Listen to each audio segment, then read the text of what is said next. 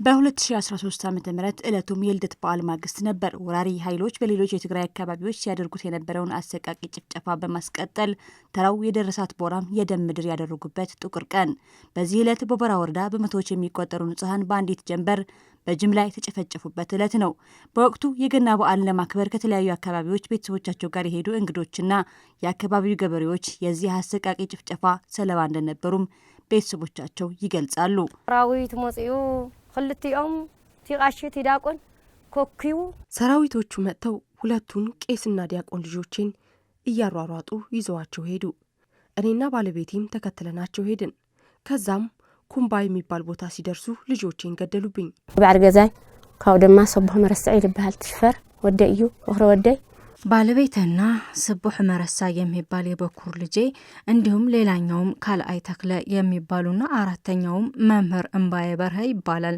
ሁለቱም የታላቅና ታናሽ ልጆች ናቸው። እናቶች ፊት ለፊታቸው ልጆቻቸውና ባሎቻቸው ተገለውባቸው አስክሬን እንዲጠብቁ የተገደዱበትና የተጨፈጨፉት ወገኖችም የአዳም አፈር እንኳን እንዳይለብሱ የተከለከሉበት ጊዜ እንደነበረ የዚህ ግፍ ሰለባ የሆኑት ቤተሰቦች ያወሳሉ።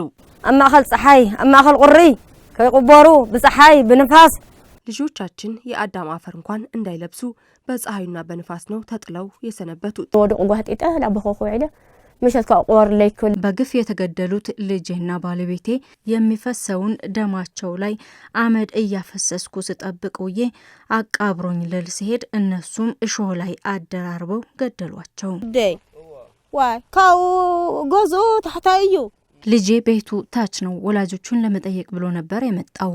ቄሱ ልጄም እሱ ጋር ነበር ያደረው። ከዛም ተያይዘው ሲመጡ ወዴት አባታችሁ ናችሁ ብለው በአንድ ላይ አደራርበው ገደሏቸው። የቦራ እናቶች ጧሪዎቻቸውን ያጡበትና ህጻናት ልጆቻቸው ካላባት እንዲያሳድጉ የተገደዱበት ከአንድ ቤተሰብ እስከ 6 የተጨፈጨፉበት የወራሪ ኃይሎች የጭካኔ ጫፍ የታየበት እልቂት ነበር። ይህን አሰቃቂ ጭፍጨፋ ጨምሮ በትግራይ ህዝብ ላይ የተፈጸሙ ሁሉም አይነት ወንጀሎች እንዳይረሳ እንዳይደገም ለታሪክ ማስቀመጥና መዘከር እንደሚገባ የገለጹት የጭፍጨፋው ሰለባ ቤተሰቦች በአጠቃላይ የትግራይ ህዝብም ፍትህ ይገባዋል ሲሉ ያክላሉ። በእንደይ ለማናቀሻውሽ ተመጽዮም እንጀራ ተጸይሩ ስዋ ተጸይሩ የአገር ሽማግሌዎች የሚያደርጉ ሲጨንቃቸው እንጀራውንም ወጡንም ጠላውንም ተሸክመው ወሰዱላቸው። ለምንድን የመጣችሁ ሲሏቸው የቤተ ክርስቲያን ጸበል ይዘንላችሁ መጥተን አሏቸው። እህልና እንስሳቶቻችን እንደፈለጉ እንዳላደረጉት እህል ውሃችሁን አንፈልግም በቃ ቀበሯቸው አሉን። እኛም ቀበርናቸው። ከዚያ ጀምረኻ ከሳዚያስ ሪኹም ማላዝናስ ሬሳያ ከዚህ ጀምረ እስከዚህ አስከሬን ነው። አንደኛው አንገቱን ቆርጠውት አንደኛውም ጭንቅላቱን ለሁለት ከፍለውት እናትየዋም እንደዚሁ ጭንቅላቷን ተመታ ወድቃም አንድ ላይ በማዳበሪያ ጠቅልለን ነው የወሰድናቸው።